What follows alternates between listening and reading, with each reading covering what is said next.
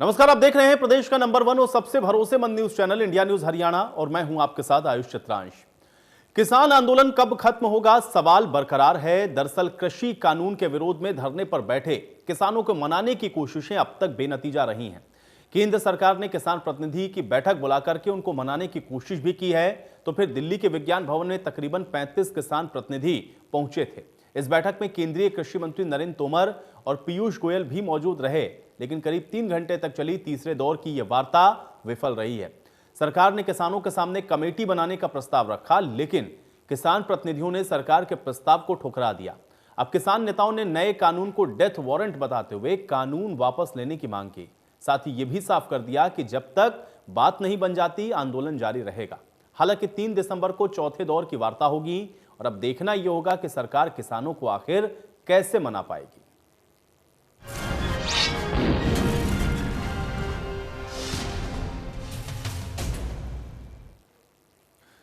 तो करीब 3 घंटे तक चली बैठक के बाद किसान प्रतिनिधियों का क्या कुछ कहना है, आइए आपको सुनवाते हैं। 2-3 घंटे बाद चली है। सरकार ऐसे गलते रही है कि छोटी कमेटी बनाओ, अब चर्चा करते रहेंगे, आंदोलन वापस लो। ये गल रद्द हुई है कि अंदोलन लगातार जारी रहूगा। असं आपकी जथेबंदी की तरफों कहना चाहते हैं कि सरकार ने की देना है कि यह चर्चा कर करके लंबा समा करके जो लोग फंसे बैठे हैं, दिल्ली के लोगों को कितनी समस्या हुई खड़ी है, किन्ने लोग फंसे खड़े हैं इस घरों में, उन्होंने होर तकलीफ देनी है। यदि कोई परवाह नहीं सरकार को, जितनी मर्जी तकलीफ हो, चर्चा करते रहना है, मसला नहीं हल करना, ये सरकार की नीति है।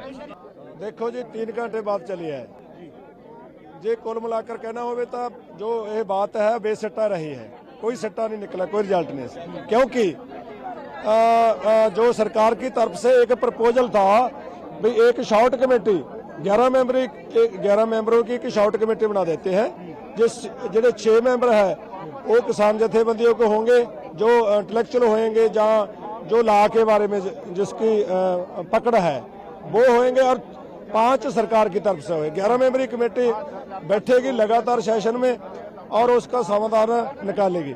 असी वो कमेटी का प्रपोजल रद्द कर दिया, क्योंकि असी कहा भी असी 6 महीने से उसका जो 3 कानून है उसकी कली क्लाज और कली लाइन पर असी बोल के, मीडिया में बोल के और तो मीटिंग में बोल के बता दिया भी ये किसान विरोधी है। हुण दोबारा डिस्कशन की क्या लोड़ है?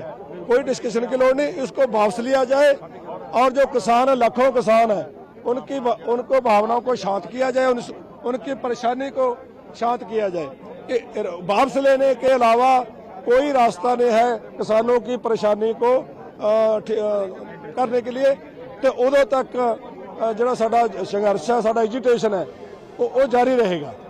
जो गृह मंत्री ने एक किसान नेता जो ऑल इंडिया किसान संघर्ष कोऑर्डिनेशन कमेटी के भी नेता हैं, वो अपने जो आंदोलन के नेता हैं, क्या जय किसान आंदोलन के भी नेता हैं, उनको इस तरह से जो बार किया है उसकी हम निंदा करते हैं। मीटिंग में यही बात चर्चा चली कि हमने बोला उनको कि जो कृषि कानून आप लाए हैं इनको रद्द करो, और जो इलेक्ट्रिसिटी बिल लाए हैं उसको आप वापस लो, और जो पराली के ऊपर आपने जो लाए हैं कानून उसको वापस लो।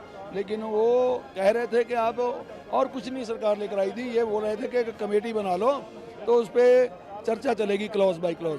तो हमने उनको बोला कि आप हमसे डेली क्लॉज बाय क्लॉज करिए, हमारी तैयारी है, आप एक्सपर्ट बुलाइए। कह रहे हम अपने एक्सपर्ट बुलाएंगे। हमने उनको बोला आप अपने एक्सपर्ट बुलाइए, हमसे डेली चर्चा कीजिए, कोई बात नहीं, हमारा आंदोलन तब तक चलेगा जब ये कृषि कानून जो आप लाए हैं इनको वापस ले लेंगे, हम आंदोलन वापस ले लेंगे। तो आज की मीटिंग आगे से अच्छी रही, प्रोग्रेस आगे से हुई, क्योंकि पहले तो सरकार का स्टैंड ये रहा कि कानून हमने बना दिए, कानून बड़े अच्छे हैं, फार्मर्स के पक्ष में है कि इसमें कोई लेना देना नहीं है। पर आज की मीटिंग में जो सरकार है अपने स्टैंड से थोड़ा पीछे हटी। पीछे ऐसा हटी कि जो खेतीबाड़ी मंत्री हैं वो आप ही उन्होंने बोला कि सरकार जो कोई कानून बनाती है तो हमारे को 10 साल लगते हैं, 5 लगते हैं, कानून बनाते हैं। पर वो ऐसा भी नहीं है कि वो जो सारा कानून है बिल्कुल ठीक ही होता है, उसमें आधा गलत भी हो सकता है, आधा ठीक भी हो सकता है। तो मैं बोला फिर कि हमने कानून को एक एक शब्द पढ़ा है, कि क्लॉज पढ़ी है, हम एडवोकेट भी हैं, आपको कन्विंस करा देंगे। आप तो आधा कह रहे हैं कि कानून टोटली ही गलत है। पिछली मीटिंग ਦੇ ਵਿੱਚ ਅਸੀਂ ਆਪਣੀ ਬਾਤ ਰੱਖੀ ਹੈ ਕਿ ਜੋ ਪਿਛੇ ਮੀਟਿੰਗ ਦੇ ਅਸੀਂ ਡਾਕੂਮੈਂਟ ਦੇ ਕੇ ਗਏ ਹਾਂ ਉਹਦੇ ਵਿੱਚ ਸਰਕਾਰ ਕੀ ਕਹਿਣੀ ਚਾਹੁੰਦੀ ਹੈ। ਤਾਂ ਤੋਮਰ ਜੀ ਵੱਲੋਂ ਇਹ ਗੱਲ ਕਹੀ ਗਈ ਕਿ ਏਡੀਆਂ ਵੱਡੀਆਂ ਮੀਟਿੰਗਾਂ ਦੇ ਵਿੱਚ ਉਹ ਗੱਲਾਂ ਨੂੰ ਜਿਹੜਾ ਡਿਸਕਸ ਕਰਨ ਦੇ ਵਿੱਚ ਸਮੱਸਿਆ ਹੁੰਦੀ ਹੈ, ਛੋਟੀ ਕਮੇਟੀ ਬਣਾਈ ਜਾਵੇ। ਪਰ ਅਸੀਂ ਕਿਹਾ ਕਿ ਅਸੀਂ ਏਡੀ ਵੱਡੀ ਕਮੇਟੀ ਰਹੇਗੀ ਔਰ ਸਾਡੇ ਸਪੋਕਸਮੈਨ ਆ ਜਿਹੜੇ ਉਹ ਅਸੀਂ ਲਿਮਟਿਡ ਸਪੋਕਸਮੈਨ ਹੈਗੇ ਨੇ, ਉਹ ਡਿਸਕਸ ਕਰਨ ਦੇ ਵਿੱਚ ਉਹ ਕਰਨਗੇ ਤੇ ਉਹ ਤੋਂ ਸਰਕਾਰ ਵੱਲੋਂ ਜੋ ਸਰਕਾਰ ਚਾਹੁੰਦੀ ਆ ਆਪਣੇ ਨੁਮਾਇੰਦੇ ਪੁੱਟ ਅਪ ਕਰ ਸਕਦੀ ਹੈ। ਸੋ ਇਸ ਕਰਕੇ ਮਤਲਬ ਜਿਹੜਾ ਅਸੀਂ ਸਰਕਾਰ ਦੀ ਮੰਗ ਠੁਕਰਾਤੀ ਛੋਟੀ ਕਮੇਟੀ ਵਾਲੀ, ਅਸੀਂ ਵੱਡੀ ਕਮੇਟੀ 'ਚ ਆਪਣੀ ਗੱਲਬਾਤ ਕਰਾਂਗੇ। ਔਰ ਉਹਨਾਂ ਨੇ ਇਹ ਕਹਿਤਾ ਕਿ ਠੀਕ ਹੈ, ਮੈਂ ਸਹਿਮਤ ਹਾਂ ਇਸ ਗੱਲ ਨਾਲ, ਸਾਰਿਆਂ ਦੇ ਵਿੱਚ ਬੈਠ ਕੇ ਗੱਲਬਾਤ ਕਰਾਂਗੇ। ਔਰ 3 ਤਰੀਕ ਦੀ ਸਾਨੂੰ ਮੈਂ ਦੁਬਾਰੇ ਮੀਟਿੰਗ ਦੇ ਦਿੱਤੀ ਔਰ ਇੱਥੋਂ ਤੱਕ ਵੀ ਵਿਸ਼ਵਾਸ ਦਿਵਾਤਾ ਕਿ ਜਿਹੜਾ ਵਾਰਤਾਲਾਪ ਹੈ ਜਾਰੀ ਰਹੇਗਾ ਤਦ ਤੱਕ ਜਿਹੜਾ ਇਹ ਮਸਲਾ ਹੱਲ नहीं होता। तो 3 घंटे की बैठक के बाद किसानों ने क्या कुछ कहा ये तो आपने सुन लिया, लेकिन केंद्रीय कृषि मंत्री नरेंद्र सिंह तोमर की तरफ से क्या कुछ कहा गया इस बैठक के बाद, आइए आपको सुनवाते हैं। जो किसान यूनियन के नेतागण आए थे और भारत सरकार ने तीसरे दौर की वार्ता आज संपन्न की। वार्ता काफ़ी ठीक रही और एक दूसरे के प्रति काफ़ी समझ बनी है और हम सब लोगों ने ये तय किया है कि अब परसों वार्ता का चौथा चरण शुरू होगा और परसों तक ये लोग भी इशू अपने लेकर आएंगे और उन पर बिंदुवार फिर चर्चा की जाएगी। क्या किसी तरह की कमेटी के सुझाव आप लोगों ने दिया, किसानों ने माना, इस पर तय हो गया? नहीं, सामान्य तौर पर हम सब लोग चाहते थे कि एक छोटा ग्रुप बने, लेकिन सभी यूनियंस का कहना यह था कि सब लोग एक साथ मिलकर बात करेंगे, तो सरकार को सबसे मिलकर बात करने में भी कोई आपत्ति नहीं। क्या लगता है कि सरकार ये प्रदर्शन को समाप्त करा लेगी, किसानों को खुश कर लेगी? स्वाभाविक रूप से हम तो किसान भाइयों को ये आग्रह करते ही हैं कि वो आंदोलन स्थगित करें और वार्ता के लिए आएं, लेकिन ये फैसला करना किसान यूनियन पर।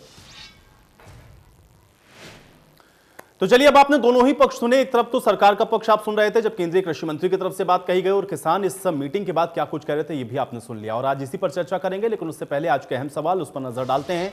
सवाल अभी भी सबसे बड़ा और महत्वपूर्ण यही बरकरार है कि आखिर किसानों को सरकार कैसे मनाएगी, क्योंकि आज की बैठक तो बेनतीजा रही है। दूसरा सवाल इसी के साथ जुड़ा हुआ यह है कि किसानों का आंदोलन ये कब खत्म होगा, क्योंकि जब किसान मानेंगे तभी आंदोलन खत्म होता हुआ नजर आएगा। अब तीसरा और अहम सवाल यह भी है कि परसों की बैठक का प्लान क्या होगा, क्योंकि परसों फिर से चौथे दौर की वार्ता होनी है और इसका हल कैसे निकाला जाएगा यह भी सरकार को ही तय करना है। तो ये तीनों अहम सवाल हैं और आज इन्हीं पर चर्चा करेंगे। आपको बता दें कि हमारे साथ कुछ मेहमान जुड़ रहे हैं, उनका परिचय मैं पहले आपसे करवा देता हूं। बाल मुकुंद शर्मा जी हमारे साथ जुड़े हुए हैं, प्रवक्ता हैं कांग्रेस पार्टी के। बाल मुकुंद शर्मा जी, बहुत स्वागत है आपका। अमनदीप केसरी जी हमारे साथ जुड़े हुए हैं, प्रवक्ता हैं इनेलो के। अमनदीप केसरी जी, आपका भी स्वागत। राजेश दहिया जी हमारे साथ जुड़े हुए हैं, किसान नेता हैं। राजेश दहिया जी, आपका भी स्वागत। और महिपाल जी हमारे साथ जुड़े हुए हैं, कृषि विशेषज्ञ हैं। महिपाल जी, आपका भी बहुत स्वागत है। राजेश जी, आज आपसे ही शुरुआत करते हैं, क्योंकि आज जो बैठक हुई वो तो बेनतीजा रही है। परसों फिर आप लोगों को बैठना है। आज कोई समस्या का समाधान हुआ नहीं, कोई हल निकला नहीं। परसों क्या उम्मीद की जाए, आगे का प्लान क्या है, थोड़ा जानना चाहूंगा मैं आपसे। निकालना है, सरकार समाधान चाहती नहीं थी। हमने कल भी आपको डिबेट में कहा था कि पहले जब बुलाया था तो अधिकारियों को बैठा दिया था। आज जो बैठे कृषि मंत्री पीयूष गोयल जी बैठे हैं, उनको अमित शाह ने फीडबैक दिया था कि आपको क्या करना है। जब रिमोट कंट्रोल किसी और के हाथ में होगा और दूसरा आदमी बैठ कर वहां किसानों से वार्ता करता, वार्ता कैसे सफल होगी? आपने 3 क्वेश्चन पूछे थे। पहले तो हमारा हल क्या होगा। हमारा तो एक ही एजेंडा है और एक ही हमारी डिमांड है, ठीक है सर। तो हम तो उस डिमांड से ना तो पहले मुकरते, ना अब मुकर रहे, ना आगे मुकरेंगे। जब तक हमारी डिमांड पूरी नहीं होगी हम सड़कों पर बैठे रहेंगे। रहा 3 तारीख का, परसों का जो एजेंडा है, हमें पता है सरकार हमारे किसानों में गुट बनाना चाहती है, 2 फाड़ करना चाहती है, जैसे देश के 2 फाड़ कर दिए। अब 3 तारीख को भी जो अब मैं बता रहा हूँ आपको 2 दिन पहले कि कोई सॉल्यूशन नहीं निकलना है जी, जब तक कि मोदी साहब इसमें अपना इंटरफेयर नहीं करेंगे, क्योंकि डिसीजन है ना मोदी साहब ने। और वो जो बका रहे हैं मंत्रियों को, और मंत्री बेचारे मजबूर हैं क्योंकि उनकी कुर्सी छिन जाएगी अगर वो नहीं आएंगे तो, और किसान अड़े बैठे हैं। तो इस समस्या का समाधान निकलने वाला नहीं है। आज मैं सोनीपत से आपको बता रहा हूँ, परली वहां से आ रहे हैं 2000 तो घुड़सवार आ रहे हैं। अब ये 3 तारीख से जो सारे आदमी जुड़ जाएंगे और दिल्ली को 5 साइड से सील कर दिया जाएगा, तब ये सरकार क्या करेगी? तो जो सरकार है ये समाधान कराना नहीं चाहती। सरकार चाहती है कि जनता परेशान होगी, किसानों में 2 फाड़ होगी, आम जनता परेशान होगी, किसानों से नफरत करेगी, और जबकि इनको ये नहीं पता कि किसान जो है इस देश का अन्नदाता है। हम इस किसान के नाते दहिया जी देखिए, कोई समझे ना समझे, हम लोग आपकी बात को लगातार उठा रहे हैं और जब तक इसका हल नहीं निकलता हम लोग इस मुद्दे पर रहेंगे। लेकिन भाई मुझे दहिया जी मुझे ये बताइए, क्योंकि हल तो भाई देखिए बैठ के ही निकलेगा और कोई ना कोई तो इसका समाधान निकालने के लिए जो सत्ता पक्ष है उसी तरफ से पहल होगी। ये बताइए कि अगर आप ये कह रहे हैं कि सरकार की मंशा सही नहीं है तो उम्मीद कैसे बांधी जाए और क्या होगा, क्या रणनीति आप लोग अपनाएंगे? क्योंकि फिर तो हम मान के चलते हैं कि सरकार की अगर मंशा आप लोग मान रहे हैं सही नहीं है तो फिर इस बातचीत से कुछ नहीं निकलेगा। आगे की रणनीति बताइए दहिया जी, क्या रहेगी? हमारे जो प्रतिनिधि गए थे वो साफ दिल से गए थे, लेकिन जो कृषि मंत्री और पीयूष गोयल जी आए थे वो अमित शाह के डिक्टेशन पे आए थे कि आपको ये बोलना है, उनसे ज्यादा वो बोल नहीं सकते थे। और अमित शाह के ऊपर बैठे नरेंद्र मोदी जी। तो जब तक समाधान कैसे निकलेगा, जब तक कि जो हेड है वो अपनी डायरेक्शन नहीं देगा कि हमने किसानों की बात माननी है या इनको लंबा करना है या इनको भगाना है या इनसे झगड़ा कराना है। मैंने कल भी आपको ये कहा था कि इस समस्या का समाधान निकाल सकते हैं नरेंद्र मोदी। वो जब कहेंगे कि अब हमने किसानों ने डिमांड मान ली तो डिमांड मानी जाएगी। कृषि मंत्री आप अगर हमसे पूछ के जाएंगे वो आगे पूछेंगे जी हम क्या करना है, उनके हाथ में पूरी पावर नहीं है। मैंने कल भी आपको ये कहा था, आज भी ये कह रहा हूँ, जब तक सरकार नहीं चाहेगी कि किसानों की डिमांड को पूरी किया जाए, डिमांड पूरी नहीं होगी। हम तो एक कुछ मांग ही नहीं रहे सर, हम आपसे एक कल भी यही कहा था, आज भी यही कह रहा हूँ कि हम जो अपनी फसल पैदा कर रहे हैं उसकी गारंटी मांग रहे हैं कि सरकार उसको किस भाव में खरीद दे, उसका रेट हमें पूरा मिले। आज भी हमें 30% कम पे एमएसपी जमीन फसल बेचनी पड़ रही है। उसके बाद हम चाहते हैं कि हमारे जो पैसा मिले वो हमें वो सेफ मिल जाए हमें, क्योंकि हमारे जो पैसा आता है वो बेचने के बाद भी एक महीने तक अकाउंट में नहीं आता। ठीक है दहिया जी, देखिए कल भी आपने इस बात को कहा और कल भी चूंकि हम लोग उम्मीद कर रहे थे कि आज की चर्चा से कुछ होगा, अब आज की चर्चा में कुछ हल नहीं निकला तो हम लोग परसों तक का इंतजार और करेंगे। लेकिन आप जो बात कर रहे हैं इत्तेफाक से देखिए वीरेंद्र चौहान जी भी हमारे साथ मौजूद हैं, कल भी उन्होंने जवाब दिया और आज फिर वो मौजूद हैं। आपकी बातों का जवाब मैं आज फिर लूंगा। वीरेंद्र जी बहुत स्वागत है आपका इस चर्चा में। लेकिन इससे पहले कि मैं पॉलिटिकल डिस्कशन में जाऊं, महिपाल जी चूंकि आज हमारे साथ मौजूद हैं, कृषि विशेषज्ञ हैं, थोड़ा उनसे मैं समझता हूं। महिपाल जी देखिए, ये जो 3 कानून आए इसके दो पक्ष हैं। एक तरफ ये है कि सरकार ये कहती है कि भाई ये फायदे का सौदा है, हम किसानों के हित के लिए काम कर रहे हैं कि किसानों को बिचौलियों से मुक्ति मिले, उसकी आय दोगुनी हो, उसके लिए मार्केट में एक नया स्पेस खड़ा हो, एमएसपी को लेकर के कोई आशंका नहीं होनी चाहिए क्योंकि हम एमएसपी पर खरीद रहे हो, खरीदते रहेंगे, मंडियों का सिस्टम खत्म नहीं होगा। फिर सरकार से जो सवाल किसान पूछ रहा है ये बड़ा महत्वपूर्ण है कि अगर उनके फायदे के लिए तो फिर वो सड़कों पर क्यों है, और कैसे आप देखते हैं कृषि विशेषज्ञ होने के नाते इन तीनों कानूनों को, मैं थोड़ा आपसे समझना चाहूंगा महिपाल जी।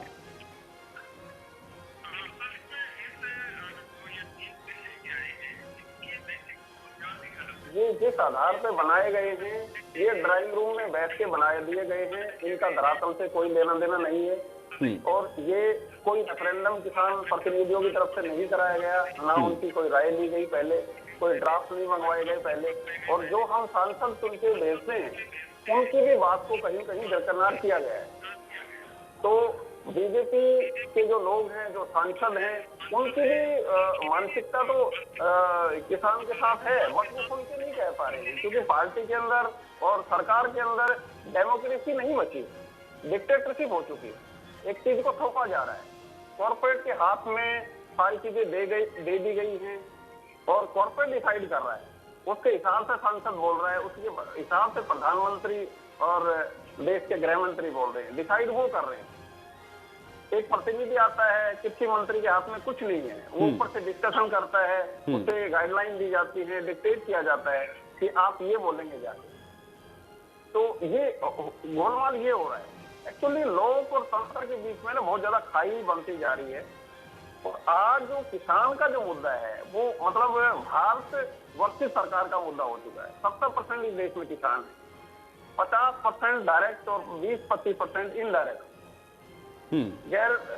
गैर कृषि और कृषि के जो टोटल जो आबादी है 70% के करीबन, और कितने व्यवसाय हमारे इससे जुड़े हुए हैं। तो ये जो पूरी सरकारें जो गोलमाल कर रही है ना, ये बहुत ही निराशाजनक है, घोर है। और देश में आप देखो, दुनिया के और दूसरे देशों में देखो, आज कनाडा की स्टेटमेंट आई, मैं भी चैनल पे देख रहा था कि कनाडा के प्रधानमंत्री ने कहा है कि ये जो किसानों का मुद्दा है ये जायज है। अमेरिका में बेल आउट पैकेज दिया जाता है कि खेती किसानी को बचाने के लिए, सिर्फ 2% किसान अमेरिका में खेती करता है, उसके बावजूद भी।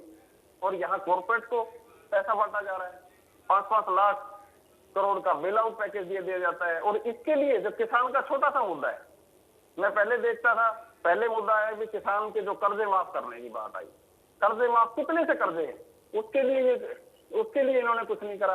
अब उसको और भी बेचने की हाथ में, ताकि एक कॉर्पोरेट आ जाए इसके बीच में, क्योंकि दूसरे धंधे तो आजकल सब है।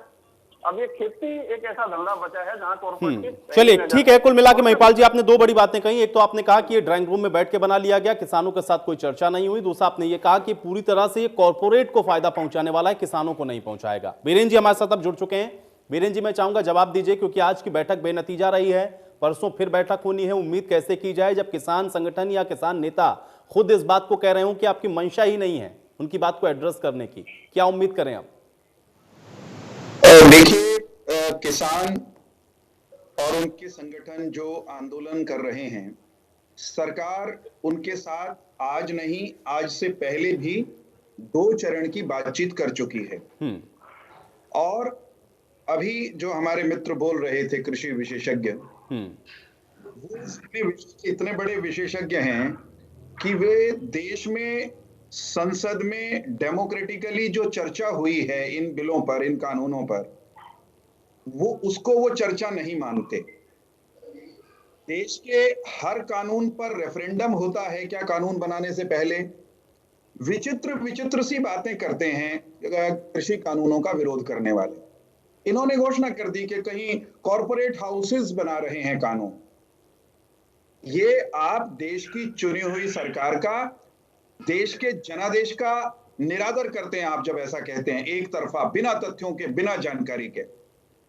जो लोग इस समय देश की सरकार चला रहे हैं वो धरातल से जुड़े हुए लोग हैं, ग्रास रूट पर काम करने वाले लोग हैं, और देश भर की किसानों की भी, बहुसंख्यक किसानों की, मैं नहीं कहता कि सभी किसान का इन कानूनों के पक्ष में है, बहुत सारे लोग विरोध में हैं, दिल्ली में सड़कों पर बैठे हुए लोग भी किसान हैं, लेकिन बहुसंख्यक किसान इन कानूनों के खिलाफ नहीं हैं।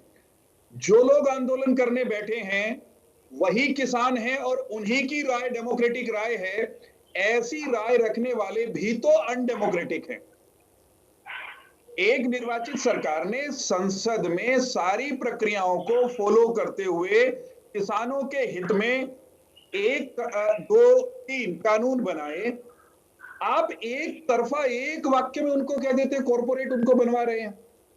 आपको मालूम है कि देश का किसान और किसानों के बड़े नेता बरसों से ये कह रहे थे कि देश के किसान को भी अपनी फसल का मूल्य निगोशिएट करने का हक होना चाहिए। वो नत्थू सिंह को बेचे, फत्तू सिंह को बेचे, मंडी में बेचे, बाहर बेचे, उसको ये स्वतंत्रता होनी चाहिए। नए कानून ये स्वतंत्रता देते हैं। तो जो कानून किसान को स्वतंत्रता देता है अपनी फसल कहां बेचनी, किसको बेचनी, निगोशिएट करने का अधिकार देता है, उसको काला कानून घोषित कर दिया। पहले किसान केवल और केवल मंडी में अपनी फसल बेचने के लिए बाध्य है इन कानूनों से पहले। ये कानून आने के बाद किसान को मंडी वहीं रहते हुए, एमएसपी वहीं रहते हुए एक हक और मिल गया कि वो चाहे तो सीधा किसी व्यापारी को, किसी एजेंसी को, किसी एफपीओ को अपनी फसल बेच सकता है, कहीं भी ले जाकर बेच सकता है। तो ये किसान से कुछ छीना नहीं है, किसान को एक एडिशनल रास्ता दिया है। वीरेन जी मैं एक सवाल जरूर इसमें ऐड करूंगा, आप अपनी बात कंटिन्यू करिएगा। मुझे ये बताइए वीरेन जी, ये क्योंकि कई चर्चाओं में मैं बैठ रहा हूं, बार बार ये सवाल उठ रहा है एमएसपी को लेकर के। आपके शीर्ष नेतृत्व की मैं बात करता हूं, प्रधानमंत्री कई बार इस बात को कह चुके हैं। कल वो वाराणसी में थे, उन्होंने फिर इस बात को दोहराया कि एमएसपी नहीं खत्म होने वाली है, भ्रमित किया जा रहा है। अगर आपका शीर्ष नेतृत्व, प्रधानमंत्री कोई बात कह रहा है तो उसको मान के चल रहे हैं ना कि वो पत्थर की लकीर भाई कह दिया उसने। मुझे बताइए कि अगर आप वर्बली कोई चीज कह सकते हैं तो उसको आप लोग रिटर्न में लिखकर क्यों नहीं दे देते इन किसानों को? उसमें टेक्निकलिटीज क्या है, मैं कहूंगा थोड़ा सा समझा दें, क्योंकि इसको लेकर के बार बार बहुत सारी भ्रांतियां हैं। टेक्निकलिटीज क्या है मैं ये समझना चाह रहा हूं, रिटर्न में क्यों नहीं? विरोध करने वाले मित्र हैं, उनकी मानसिकता को समझने की जरूरत है, उनसे एक सवाल करने की भी जरूरत है कि जब कभी शुरुआत हुई थी एमएसपी की, उस दिन से लेकर आज तक जो व्यवस्था थी, क्या नरेंद्र मोदी सरकार ने उसमें क जोड़ा ख घटाया, ए जोड़ दिया हो, बी घटा दिया हो, तो आप कुछ अतिरिक्त मांगें। एमएसपी की जो व्यवस्था बरसों से, दशकों से चली आ रही थी, उसमें से कुछ घटाया नहीं, उसमें बढ़ाया है हमने एमएसपी निर्धारण की प्रक्रिया में स्वामीनाथन की सिफारिश को लागू किया। हमने एमएसपी निर्धारण की प्रक्रिया में फसलों की संख्या करीब करीब 2 दर्जन कर दी। तो जिस सरकार ने एमएसपी को प्रबल किया, बलिष्ठ किया, मजबूत किया, व्यापक किया, आप उस पर सवाल उठा रहे हैं तो केवल उठाने के लिए कर रहे हैं। ठीक है वीरेंद्र जी, देखिए रिटर्न में क्यों नहीं, इसका जवाब आपने मुझे अभी भी नहीं दिया। मैं दोबारा इसी सवाल पे आऊंगा, लेकिन और मेहमानों को भी मैं शामिल कर लेता हूं इस चर्चा में। बालमुकुंद शर्मा जी, मैं चाहूंगा थोड़ा जवाब दें जो बात कह रहे हैं प्रोफेसर वीरेंद्र चौहान जी।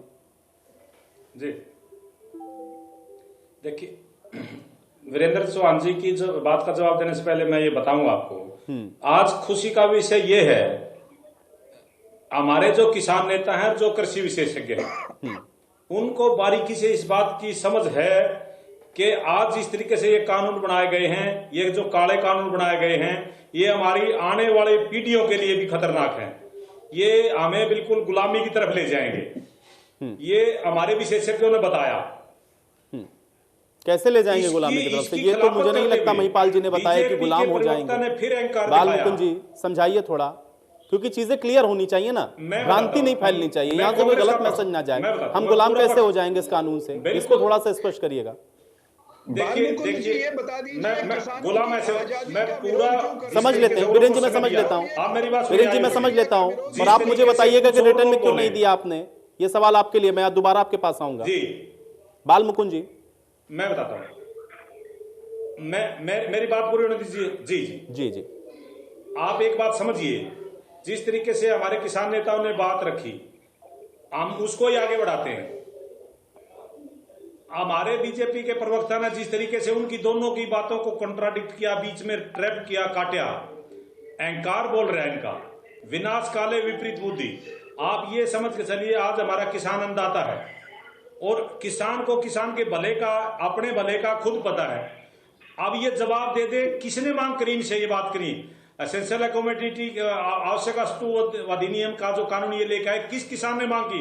कि ये 18 किसान यूनियन है पूरे हिंदुस्तान की जो आज विरोध में बैठी हैं, ये 18 आदमियों का नाम दे दे, किसने मांग की? कोरोना काल के बीचों बीच ये अध्यादेश लेके आए। अध्यादेश बहुत विशेष परिस्थितियों में लेके आ जाता है आयुष जी।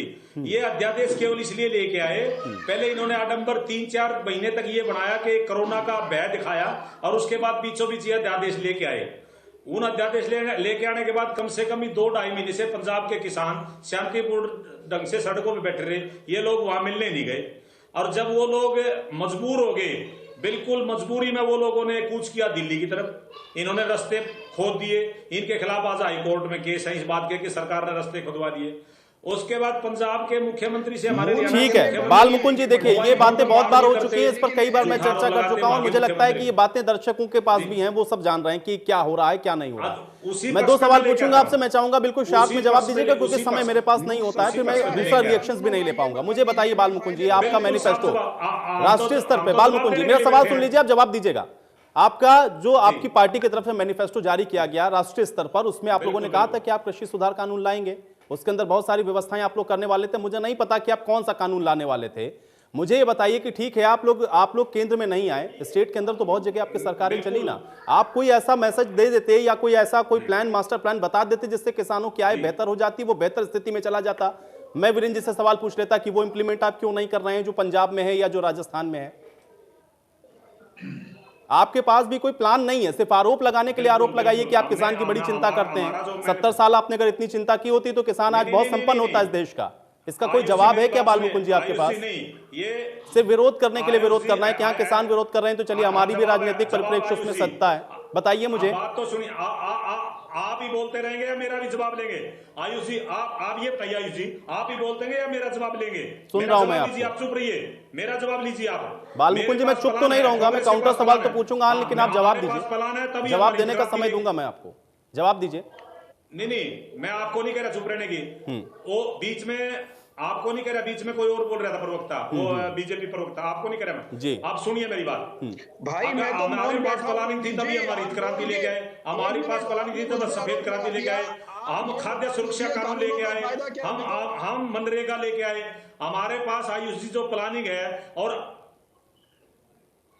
अरे राजस्थान का किसान बाजरा आके यहाँ क्यों बेच रहा है, इसका कोई जवाब है क्या आपके पास? जब जवाब होगा तो मैं आपके पास फिर आऊंगा। अमनदीप केसरी जी कैसे देख रहे हैं भाई? आज तो चौथे दौर की वार्ता भी विफल हो गई। कितने किसान है, कौन से किसान की रसीद है आपके पास? कौन से किसान की रसीद है? आप मुझे रसीद दिखा दिए। एमएसपी बताइएगा, राजस्थान में कितना है और हरियाणा में कितना है? क्यों कम पर बेच रहे हैं, क्यों कम दे रहे हैं वहां पर? आप चिंता है इतनी तो भाई बढ़ाइए ना। यहाँ से सिर्फ आरोप लगाने के लिए मत लगाइए आरोप। मैं इसलिए कह रहा हूं अगर दिल से चिंता कर रहे हैं किसानों की तो मुझे बताइएगा मोटे तौर पर क्या कर रहे हैं, मैं आऊंगा दोबारा। अब बताइएगा कि आप ज्यादा क्यों नहीं दे पा रहे हैं, इनसे ज्यादा क्यों नहीं दे पा रहे हैं, इसका जवाब दीजिएगा। सरकार का गुणगान कर लीजिए अमनदीप जी, आप सरकार का गुणगान कर लीजिए ना, हमें क्या दिक्कत है? ये किसानों का जवाब दे दीजिए ना, आप कांग्रेस का जवाब दे। खास करके आज ये बड़ा आसान है, ये बड़ा आसान है बाल मुकुंद शर्मा जी कि अगर आपसे कोई तीखे सवाल पूछ लिए जाए तो आप बोल दें कि आप प्रवक्ता हैं किसी पार्टी के। मैं हर एक पार्टी का प्रवक्ता हूं, मैं आपका भी पक्ष रखता हूं, उनका पक्ष भी रखता हूं, मैं किसान का भी प्रवक्ता हूं। ये आसान नहीं है कहना आपके लिए।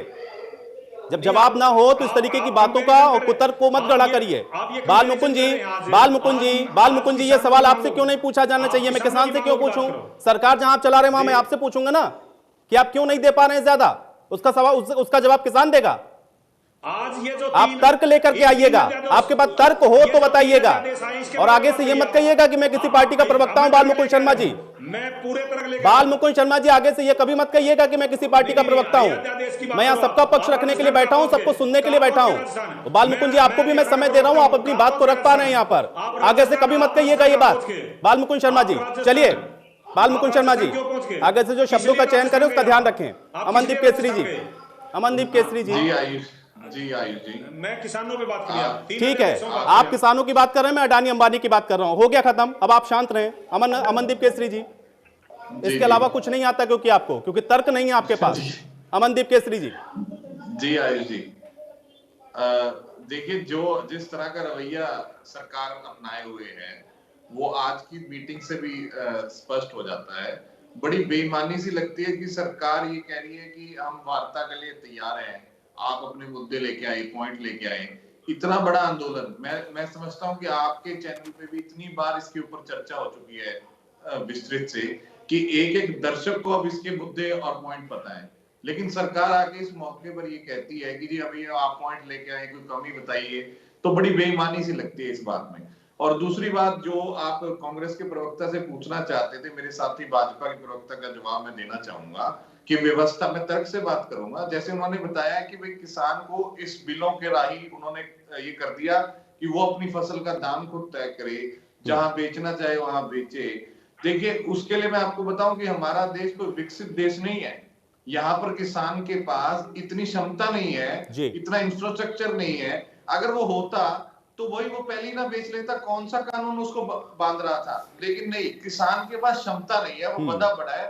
वो इतना मजबूर होता है कि जिस दिन उसकी फसल पके उसको अगले दिन उस फसल को बेचना ही बेचना है, चाहे उसको कम दाम मिले ज्यादा मिले, क्योंकि उसके पास क्षमता नहीं है। ना वो स्टोर कर सकता है, ना वो ट्रांसपोर्ट कर सकता है, ना वो अपनी चीज की ब्रांडिंग कर सकता है, ना मार्केटिंग कर सकता है, ना विदेश में बेच सकता है जहां पर रेट ज्यादा मिल रहा हो। ये क्या सब सुविधाएं किसान के पास है? नहीं है। तो किसान ये मेरे बात में प्रवक्ता है, ये उनका लिए जवाब है। किसान को तो इन बिलों के बाद भी आज आपने मंडी खत्म कर दी। मंडी में क्या होता है कि छोटे छोटे अलग अलग व्यापारी आएंगे, ठीक है कोई बात नहीं। अब कोई दूसरा व्यापारी आएगा किसान के साथ, तो वही अत्याचार वो करेगा। किसान को सीधा अमेरिका में थोड़ी अपनी फसल बेच देगा। लेकिन अमनदीप जी मुझे समझाइए, क्योंकि मैं सबसे समझ रहा हूँ भाई, हो सकता है मेरे पास भी ज्ञान की कमी हो। मैं चाहता हूँ मेरा ज्ञान वर्धन हो जाए। मंडी खत्म कैसे हो जाएंगी, कैसे खत्म हो जाएंगे? इस बिल में कैसे लिखा हुआ है कि मंडी खत्म होंगी? बिल्कुल अच्छा सवाल है आपका, बहुत अच्छा सवाल है। बिल में नहीं लिखा मंडी खत्म होगी, लेकिन एक आप पैरेलल व्यवस्था दे रहे हैं। आपने मंडी फीस खत्म कर दी। एक व्यापारी को अगर मंडी से धान या कोई भी फसल खरीदनी पड़ती थी, उसको करीब 6.5 से 7% तक मंडी फीस देनी पड़ती थी। वो मंडी फीस से मंडी का रखरखाव और मंडी चलती थी, उसका यार्ड बनता था, सड़कें बनती थी गांव तक आने के लिए, और सारे किसानों के लिए सुविधाएं बनती थी, शेड बनते थे। अब वो मंडी फीस खत्म कर दी तो मंडी के रेवेन्यू नहीं आएगी। जो व्यापारी एक चीज को 6.5% ज्यादा खरीदता था वो बाहर से खरीदेगा और वो मंडी की फीस नहीं देगा, बिना मंडी की फीस दे। तो ये अटेम्प्ट है, मंडी फीस खत्म, उसकी रेवेन्यू खत्म, वो चलेगा कैसे? आपके भविष्य में हो सकता ना मनदीप केसरी जी, आप ये कह रहे हैं ना, लेकिन अभी इसमें कोई यहाँ बैठ के एज्यूम तो नहीं कर सकता ना, ये तो हाइपोथेटिकल सिचुएशन हो गई कि ऐसा हो सकता है। क्योंकि इस देश के अंदर देखिए सरकारी और प्राइवेट दोनों व्यवस्थाएं हैं ना अमनदीप जी, मुझे बताइए ना, सरकारी और प्राइवेट दोनों व्यवस्थाएं हैं। इसका मतलब ये नहीं है ना कि प्राइवेट चीजें आने से सरकारी व्यवस्थाएं खत्म हो गई। अमनदीप जी को उत्तर देना मैं मान सकता हूं आपकी बात को, मैं बिल्कुल पूरी तरह सिरे से खारिज नहीं कर रहा हूं, हो सकता है, लेकिन ऐसा हो सकता है उसको लेकर के अभी से एतराज नहीं, मैं एग्जांपल देता हूं आपको, उदाहरण देता हूं, जहां पर ये जिस प्रदेश में एक प्रदेश बता दिए जहां पर दोनों व्यवस्थाएं चल रही हैं, ठीक है, बिहार के अंदर केवल प्राइवेट। ठीक है, चलिए इसका मैं जवाब ले लूंगा, इसका जवाब लूंगा मनदीप जी। राजेश जी चलिए, देखिए समय थोड़ा कम है, मैं एक कमेंट और लूंगा। राजेश जी मुझे बताइए फिर उम्मीद हम कैसे करें, क्योंकि वार्ता तो विफल लगातार आप लोगों की हो रही है। अभी भी आपने कहा चर्चा के शुरुआत में कि आपको भरोसा नहीं ना सरकार की नीयत है, फिर आगे कैसे आप लोग और क्या होगा आगे, क्योंकि सरकार की अगर नीयत नहीं आप कह रहे हैं तो भी हल कैसे निकलेगा, कब तक बैठे रहेंगे सड़कों पर? सरकार हल निकाला नहीं चाहती। हमारे बीजेपी के प्रवक्ता ने कहा था कि किसान जो है वो गुलाम कैसे बनेगा। किसान जो है वो गुलाम बनना नहीं चाहता, लेकिन सरकार बनाना चाहती है। जर्मनी में सेकंड वर्ल्ड हम आजादी दिलवा रहे हैं, ये गुलामी कह रहे हैं उसको। अरे मेरी बात तो सुन लो सरकार। हिटलर जो था, हिटलर, यही तो गड़बड़ है साहब। अरे सेकंड वर्ल्ड वॉर हिटलर ने कराई थी, हमारे मोदी हिटलर से कम नहीं है। राम मंदिर बना, होम मिनिस्टर कौन होता है? नंबर 2 का होता है। उस बेचारे को इनवाइट नहीं किया, उसने कोरोना का बहाना लेके हॉस्पिटल में देखिए इनकी समझ देखिए कितनी है, कौन होता है इनका ज्ञान देखिए। ठीक है, दैया जी किसानों पर रहते हैं, दैया जी किसानों पर रहते हैं, मैं आपसे पूछ रहा हूँ कि इसका हल निकलेगा कैसे फिर, क्योंकि सरकार की मंशा नहीं है, आप बार बार इस बात को कह रहे हैं। सड़कों पर कब तक रहेंगे आप लोग, मैं थोड़ा समझना चाह रहा हूँ रणनीति क्या है अब आगे, क्योंकि आपके हिसाब से जहां तक मैं समझ पा रहा हूँ कि सरकार के स्तर से आप लोगों का हल नहीं होना है, फिर आगे क्या करेंगे? हम 3 तारीख तक वेट करेंगे। 3 तारीख तक सरकार हमारी बात को मानती है तो ठीक है, नहीं उसके बाद हम अपनी रणनीति 5 तक ऐसी कर देंगे कि सरकार खुद बुला के कहेगी कि हाथ जोड़ के आप ले जाओ। क्योंकि सरकार तब मानती है जब सरकार का खाना बंद हो जाता है, पानी बंद हो जाता है, और जब सरकार चारों तरफ गिरती है ना, जब सरकार ले नहीं पाएगी। अदरवाइज सरकार सोचती है किसान ऐसे ही है। अभी सरकार को अभी थोड़े 2-3 दिन की गुंजाइश है सरकार के अंदर। हम तो 6 महीने के लिए बैठे हैं, हम तो एक किस्म से मर चुके हैं। हम चाहते हैं कि कम से कम मौत आए तो शहीद तो होके मरे। हमारे जो किसान है यहाँ शहीद होने के लिए आए हुए हैं दिल्ली के अंदर। ये मत सोचना प्रवक्ता साहब कि हम आपकी बात लॉलीपॉप की बातों में आपका वापिस चले जाएंगे। हम यहाँ पर 6 महीने बैठे, साल बैठे, जितने बैठे हम सरकार। चलिए दैया जी, उम्मीद पर दुनिया कायम है, मुझे लगता है उम्मीद रखनी चाहिए। 6 महीने के आपको 6 दिन भी ना बैठना पड़े, 3 तारीख को ही हल हो जाए भाई इसका। वीरेंद्र जी से मैं जवाब लेता हूँ। वीरेंद्र जी जवाब दीजिए, और जो आरोप लगे मैं चाहूंगा साथ में उसका भी जवाब दीजिएगा। बहुत विनम्रता से कहूंगा कि जब देश स्वतंत्र होने वाला था, अंग्रेज को जाना था, तो उस समय भी कुछ लोग ये आशंका जता रहे थे कि देश को अंग्रेजी बढ़िया चला रहे थे और इनके जाने के बाद पता नहीं क्या होगा, हमारे लोग चला पाएंगे नहीं चला पाएंगे। यानी आजादी के महापर्व को लेकर भी कुछ लोग सशंकित थे, आशंकित थे। आज जब हम किसान को स्वतंत्रता दे रहे हैं, जो वो दशकों से मांग रहा था, बंधन मुक्त कर रहे हैं, उसकी आमदनी बढ़ने का रास्ता खोल रहे हैं, तो कुछ लोग झूठ फैला रहे हैं, केवल आशंका के आधार पर किसान को भ्रमित कर रहे हैं, गुमराह कर रहे हैं। स्टूडियो में बैठकर हमारे मित्र, अभी आपके हमारे साथ जो बैठे हैं, वो ये नहीं कह पा रहे कि मंडी कहाँ खत्म होगी। मंडी खत्म हो जाएगी। मंडी फीस मंडी में पक्के तौर पर लगेगी। इनकी जानकारी के लिए बता दूं मैं अमनदीप जी के, और मंडी में मंडी की फीस लगेगी तो मंडी कायम रहेगी। कल प्रधानमंत्री जी ने कहा, सारे देश के ने सुना उसको, कि हमने तो मंडियों को विस्तार देने के लिए हजारों करोड़ रुपया खर्च किया है। हरियाणा में इस बार धान की खरीद के लिए हमने खरीद केंद्र बढ़ाए, हमने फसलें बढ़ा दी जो समर्थन मूल्य पर खरीदी जा रही हैं। लेकिन वीरेंद्र जी मुझे बताइए इससे होगा क्या, क्योंकि आपके शीर्ष नेतृत्व से लेकर के और आप मतलब सारे लोगों को मैं देख रहा हूं कि एक एक प्रवक्ता या एक एक मंत्री आपके सब बता रहे हैं इसके फायदे क्या हैं। बैठक आप लोगों की बेनतीजा हो जाती है, आप ये कह रहे हैं कि एक बहुत बड़ा धड़ा ऐसा है जो उसका समर्थन भी कर रहा है, मैं इसको भी मान लेता हूं कि चलिए वो घरों के अंदर है, वो उसका समर्थन कर रहा है, लेकिन सरकार तो चुनी हुई सरकार है ना, सबके लिए होती है, जो आपके पक्ष में है उसके लिए भी, जो आपके विपक्ष में है उसके लिए भी। अब इनको कैसे आप आश्वस्त करेंगे, मुझे ये बताइए, रास्ता क्या है इसका? इसको यूं समझ लीजिए, एक मिनट भाई दैया जी, मैं समझ रहा हूं, मैं जवाब ले रहा हूं, आपकी बात का जवाब ले रहा हूं।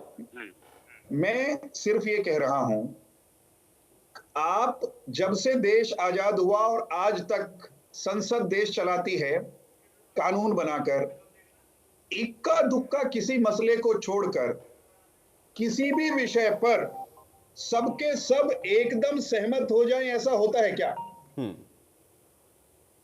लेकिन सब सड़क पर भी नहीं आते ना चौहान जी, बहुमत वाली सरकार, बीरेन्द्र चौहान जी, सब सड़क पर भी नहीं आते। असहमति होती है, इस बात से मैं आपकी इत्तेफाक रखता हूं, न बने, लेकिन इस तरीके से सड़कों पर आना मतलब कि ज्यादा दिक्कत है। कोई आदमी अपना घर बार छोड़कर सड़कों पे आना पसंद नहीं करता बीरेन्द्र चौहान जी, और वो भी तब जब खेतों के अंदर काम हो रहा हो और किसानों को काम करना हो, वो सड़कों के ऊपर हो, भले ही आपके विरोध में हो, लेकिन मुझे ये बताइए ना कि भाई इनको कैसे साथ देंगे, इनके लिए क्या है आपके पास? क्योंकि ये जो बातें आप बता रहे हैं ये तो आप लोग पहले दिन से कह रहे हैं, ये मान नहीं रहे हैं। हमारा प्रयास ये है उसके नुकसान क्या है? सड़कों पर बैठे हुए जो जेन्युइन किसान हैं, जो सुनने के लिए, समझने के लिए तैयार हैं, हम उनको कन्विंस कराएंगे, समझाएंगे, मनाएंगे, लेकिन राहुल गांधी हमारे कहने से मान जाएंगे क्या? अमनदीप मान जाएंगे क्या? इनका काम है हमारा विरोध करना। अरे वीरेंद्र जी, भाई राहुल गांधी थोड़ी ना बैठे हैं वहां पर। मैंने फिर इसलिए शुरुआत में कहा, मैंने कहा कि आपको किसी ने वोट दिया हो या ना दिया हो, लेकिन चुनी हुई सरकार तो सबके लिए होती ना। आप राहुल गांधी को मत मनाइए, जो लोग बैठे हैं उनको समझा दीजिए बस।